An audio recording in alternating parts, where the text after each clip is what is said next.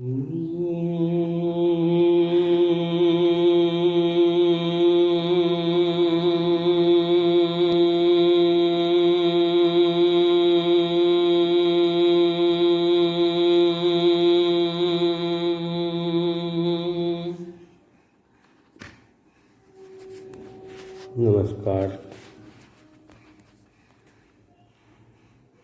ये ऊपर जो आप देख रहे हैं, शरीर, संसार और अध्यात्म, खोज 01.03.01। मतलब ये है कि खोज नामक धारावाहिक चल रही है। तो इसका ये प्रकरण एक है, सीरियल एक कहिए, जिसका नाम है शरीर, संसार और अध्यात्म। तो उसका ये तीसरा ये वीडियो जा रहा है, और 01 इसलिए कहा जा रहा है कि तीसरा का और भी वीडियो आएगा। इससे पहले 2 वीडियो आ गए हैं, तो जिसका मैं ये एंड स्क्रीन में दोनों का ये बैनर लगा दूंगा। वैसे मुझे आता नहीं है, लेकिन कोशिश करूंगा, और नहीं तो फिर कृपया आप ये चैनल के वीडियो लिंक में दोनों को खोज लीजिएगा। तो सहयोग बनाए रखिए। आप लोगों से करबद्ध प्रार्थना है, नया आदमी हूँ, तो अगर पसंद आए तो वीडियो को लाइक कीजिए, चैनल को सब्सक्राइब कीजिए, और ये बेल बटन पुश करके ऑल को भी सिलेक्ट कर लीजिए। यही सब आग्रह है जी। तो मैं ये आगे बढ़ रहा हूँ। रोग के क्या क्या कारण हैं? एक कारण है खान पान आदि सही नहीं रहने के कारण। दूसरा है कफ, पित्त या वात के दोष के कारण। तीसरा है अजीर्ण या कब्ज के कारण। और चौथा जो है, तो वो सबसे बड़ा कारण है मन की उड़ान। आगे लिखा हुआ है 4 कारण हुए ना। इस वीडियो में एक ही कारण की चर्चा होगी, मतलब हर एक वीडियो में एक ही कारण की चर्चा कर सकूँगा जी। तो आगे बढ़ते हैं।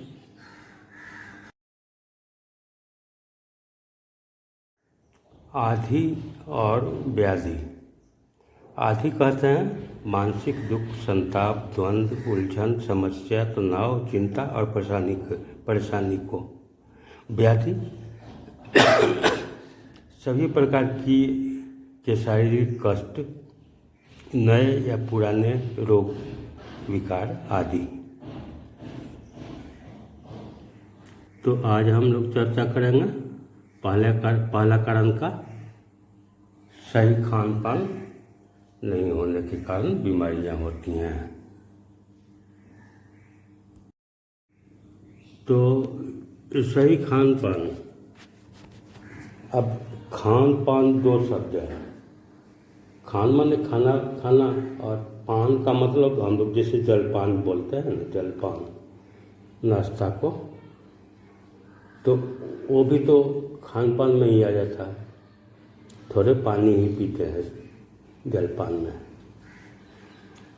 तो इसलिए मैंने खान पान कहा गया है। अब हमारे शरीर में कुछ बात है कि जिसके कारण हम लोग को आदर्श आहार लेना जरूरी हो जाता है। अब ये जो चित्र है जिसमें जो दिखाई पड़ रहा है, ये पित्त नली, यकृत, आमाशय, मानव पाचन तंत्र वगैरह सब दिखाया है। तो ये पित्त नली जो है, इससे जुड़ा हुआ है यकृत, लीवर, जो कि खून बनाता है। तो पित्त नली जहाँ पर जिस पॉइंट पर यकृत लीवर से जुड़ती है वहाँ पर एक ये ग्लैंड है जिसका हिंदी नाम है रंजक पित्त ग्रंथि। रंजक पित्त ग्रंथि, ये पित्त है, इसमें मतलब एसिड है। तो ये मतलब ये जो रंजक पित्त ग्रंथि और ये जो पित्त नली जो है, तो रंजक पित्त ग्रंथि यकृत के एकदम स्टार्टिंग में है, लीवर से जुड़ा हुआ और ये जो पित्त नली है वो आमाशय से जुड़ी हुई है। तो है क्या कि हम लोग जो भोजन करते हैं उससे पहले रस बनता है और रस बनने के बाद वो खून बनने के लिए लीवर में जाता है, यकृत में जाता है। नहीं, खून बनने के बाद यकृत में जाता है। तो खून बनता कैसे है? रस जो हम लोग जो खाते हैं, तो भोजन जो करते हैं तो उससे रस बनता है पचने के बाद, वो रस से खून बनता है। तो खून जो बनता है वो कैसे बनता है? तो ये जो रंजक पित्त ग्रंथि है जो कि यकृत के जस्ट मतलब यकृत से जुड़ी, जो ये पित्त नली जो जुड़ी हुई है यकृत से ठीक वहीं पर, उसी पॉइंट पर ये रंजक पित्त ग्रंथि है, ग्लैंड है, पित्त की का ग्लैंड है, वहाँ पर वो।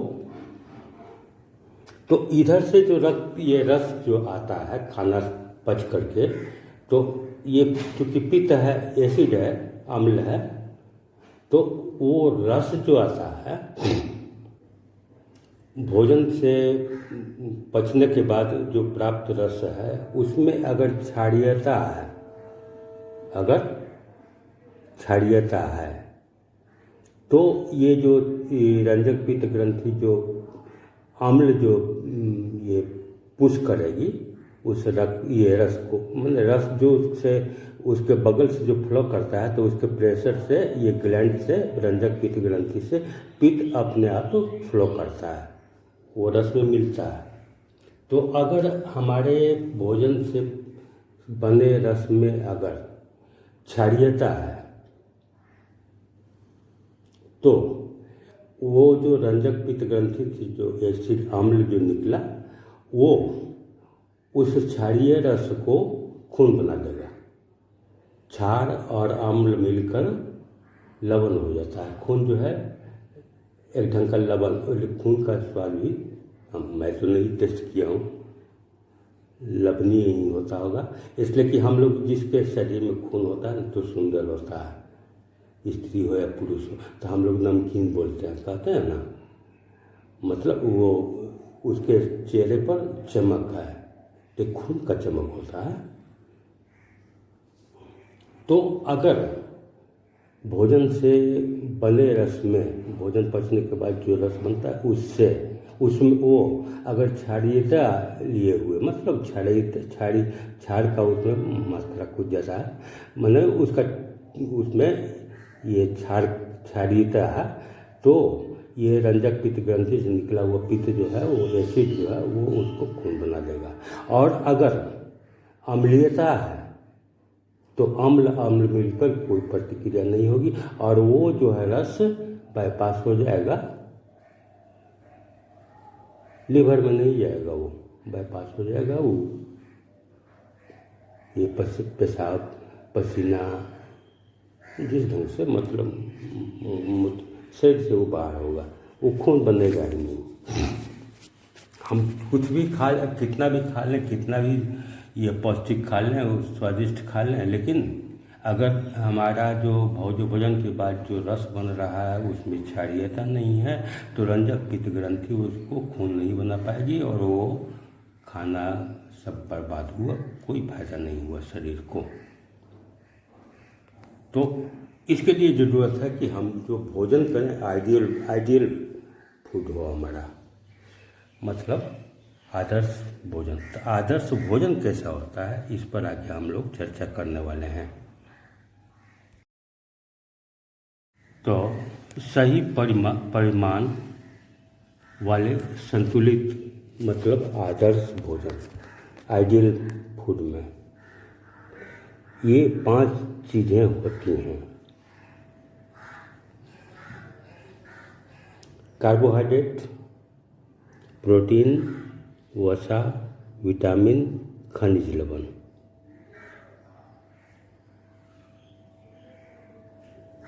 कार्बोहाइड्रेट, प्रोटीन, वसा, विटामिन और खनिज लवण। तो ये 5 चीज़ जो है होना जरूरी है हमारे भोजन में, पाँचों। आगे बढ़ते हैं। कार्बोहाइड्रेट, ये पहला ये मतलब ये है। अब क्या आइटम का ये मतलब भोजन में जो जरूरी है उसमें पहला ये है, कार्बोहाइड्रेट होना चाहिए। ये क्या है? तो चावल में है आलू, गन्ना, गुड़, चीनी, गेहूँ तथा सभी प्रकार के मीठे खाद्य सामग्रियों में है, ये उपलब्ध है। प्रोटीन, ये प्रोटीन है दूध, दही, सभी प्रकार के दाल, सभी प्रकार के दाल और दलहन अनाज, मूंगफली, मांस, मछली आदि में ये उपलब्ध है। वसा, वसा सभी खाद्य तेलों, सभी तेल में, तेलहनों में सभी तेल मतलब जो खाया जाता है और सभी तेलहनों में जिससे तेल बनता है, और घी और मूंगफली आदि में उपलब्ध है। विटामिन, विटामिन सभी प्रकार की साग सब्जी, फल, मेवा और अंकुरित अनाजों में उपलब्ध है।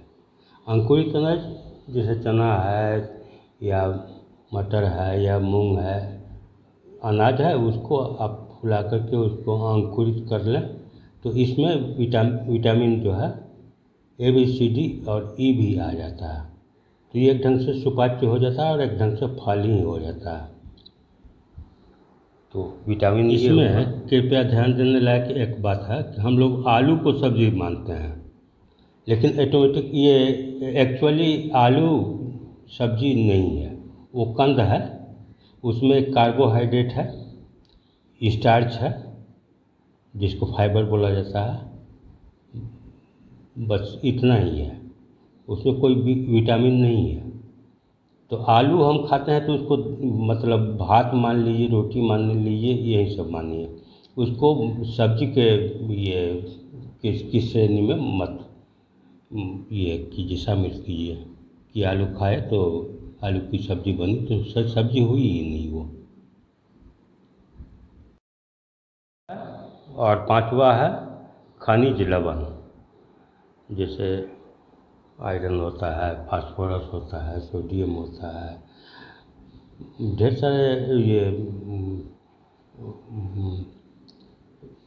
तत्व हैं, वो सब ये खनिज लवण में मिलते हैं। मिनरल्स जो है वो खनिज लवण में मिलता है। तो ये भी सभी प्रकार के साग सब्जी, फल, मेवा और अंकुरित अनाजों में मिलता है। तो हम लोग जो भोजन करते हैं तो इसमें क्या है कि ये 3 चीज़ जो है, 5 चीज़ है ना भोजन में, कार्बोहाइड्रेट, प्रोटीन और वसा, विटामिन और खनिज लवण। तो 3 चीज़ जो है कार्बोहाइड्रेट, प्रोटीन और वसा, ये तीनों जो पचता है तो उससे अम्ल पैदा होता है, उससे जो रस बनता है उसमें अम्लीयता होती है, एसिडिटी होती है। और विटामिन और खनिज लवण जो पचता है, जिससे उससे जो रस बनता है वो क्षारीयता उसका गुण होता है। तो हमारे भोजन जो आइडियल होगा, हमारा भोजन जो आदर्श होगा, जो कि माने स्वास्थ्यकर होगा, जिस भोजन को करने से जिससे रस बने और वो खून बने, और खून बनेगा तो ढेर सारी बीमारियां अपने ही खत्म हो जाएगी। शरीर में वाइटलिटी है, शरीर में ये है तो खून है तो ढेर सारी बीमारियां विदा हो जाएंगी। और नहीं तो दवा भी खाइए तो काम नहीं करेगा, इसीलिए एंटीबायोटिक दिया जाता है। अगर दवाइयाँ काम नहीं करने लगती हैं तो पेशेंट को एंटीबायोटिक दिया जाता है, ताकि उसके शरीर में वो विटालिटी जो है, जीवनी शक्ति वो आवे, ताकि दवा काम करे और बीमारी खत्म हो। तो इसलिए हम लोग को क्या ध्यान में रखना है कि हम लोग भात दाल रोटी तरकारी जो सब हम लोग खाते हैं, मतलब ये है जिसमें कार्बोहाइड्रेट है, प्रोटीन है और वसा है, वो तो ठीक है, वो खाते हैं। कार्बोहाइड्रेट खाने से हमारे शरीर में ऊष्मा पैदा होती है, गर्मी पैदा होती है, जिससे क्या होता है कि हमको काम करने की ऊर्जा हमारे शरीर में आती है। और प्रोटीन जो है वो क्या करता है कि काम करने से, मेहनत करने से, श्रम करने से, किसी भी ढंग का श्रम हो तो वो जो करने से जो ऊर्जा का जो क्षय होता है और जो सेल्स निर्जीव हो जाते हैं उसका रेक्टिफिकेशन, उसका मतलब ये करता है, क्षतिपूर्ति करता है प्रोटीन, उसको फिर से मतलब जीवंत करता है प्रोटीन। और वसा जो है हमारे शरीर में जितने भी जोड़ हैं वहाँ पर चिकनाई होना ज़रूरी है, इसलिए कि हर जोड़ में मूवमेंट है, हर जोड़ लुब्रिकेशन समझते हैं ना, मशीन में लुब्रिकेंट डाला जाता है, जहाँ जहाँ भी पार्ट्स ये मोशन वाला है, मूव कर रहा है तो वहाँ लुब्रिकेशन होता है। तो हमारे शरीर में जहाँ जहाँ भी अंग है, अंगुली है, उसमें भी 4 पोल है, तो हर जगह जहाँ जहाँ भी मुड़ता है, सिकुड़ता है, फैलता है, तो वो सब सारे अंगों के जोड़ में लुब्रिकेशन होता है। जो काम है वसा का, मतलब चर्बी का है, वसा से चर्बी बनती है हमारे शरीर में। हमारे शरीर में मांस है, अस्थि है, ये चर्बी है, ये रस है, मेद है, उसके बाद ये मज्जा है और वीर्य बन जाता है उससे। तो इतना चीज़ होता है शरीर में। तो ये जो वसा का जो काम हुआ वो ये हुआ। लेकिन मुख्य बात यह है कि ये तीनों जरूरी तो है ही, लेकिन ये जो पचता है तो ये एसिड बनता है, एसिडिटी आता है, अम्लीयता इसके रस में होती है। और हम लोग जो है क्षारीयता वाला रस अगर देंगे, भोजन के उपरांत जो रस बनेगा उससे जब ये रंजक पित्त ग्रंथि से जो पित्त निकलेगा, अम्ल जो निकलेगा, तब वो उसमें रासायनिक प्रतिक्रिया होगी जिससे खून बनेगा, लवण बनेगा। तो इसके लिए हमको ज़रूरी है कि हम लोग जो ये कार्बोहाइड्रेट, प्रोटीन और वसा जो खाते हैं तो थोड़ा सा मतलब उन सभी से मात्रा हमारे भोजन में विटामिन और खनिज लवण मिलने वाले तत्वों का मतलब अधिक हो। मतलब ये है कि हम लोग थोड़ा साग सब्जी, हरी साग सब्जी, फल मेवा आदि ये सब जो है ना, और अंकुरित अनाज जिसमें कि विटामिन होती है, तो ये सब खाएं तो उससे क्या होगा कि भोजन ये से जो रस होगा वो खून बनेगा। और साथ ही साथ ये है कि ये ऐसा भोजन करने पर ये आदर्श भोजन हुआ, आदर्श आहार हुआ, और इसका हम लोग मतलब अपने जीवन में ये प्रयोग करेंगे तो क्या होगा कि कब्जियत भी नहीं होगी। और ऐसा है कि कब्जियत ही सभी बीमारियों का जड़ माना जाता है। तो औषधि विज्ञान, मेडिकल साइंस ये बोलता है constipation is the mother of 82 या समथिंग डिजीज। सभी बीमारियों के जड़ में कब्जियत होती है, कॉन्स्टिपेशन होती है। तो ये सब मतलब इस ढंग का हम लोग आदर्श आहार करते हैं तो कॉन्स्टिपेशन की भी संभावना नहीं रहेगी। तो ये आज का विषय हुआ। इसके बाद जो वीडियो आएगा तो उसमें हम लोग दूसरा कारण की चर्चा करेंगे, जिसमें कि है कि कफ पित्त और वात में किसी के बढ़ जाने से बीमारियां होती हैं, तो उस पर हम लोग चर्चा करेंगे। तो ये आज का ये तो हो गया, तो नमस्कार। और आपने सुना उसके लिए और देखा उसके लिए धन्यवाद। और ये फिर से रिक्वेस्ट कर रहा हूँ, आग्रह कर रहा हूँ कि हो सके तो वीडियो अगर पसंद आई हो तो लाइक कीजिए, शेयर कीजिए, चैनल को सब्सक्राइब कीजिए, ऑल बटन ये बेल बटन जब दबाकर ऑल को भी क्लिक कर दीजिए। जी, तो नमस्कार, जय हो।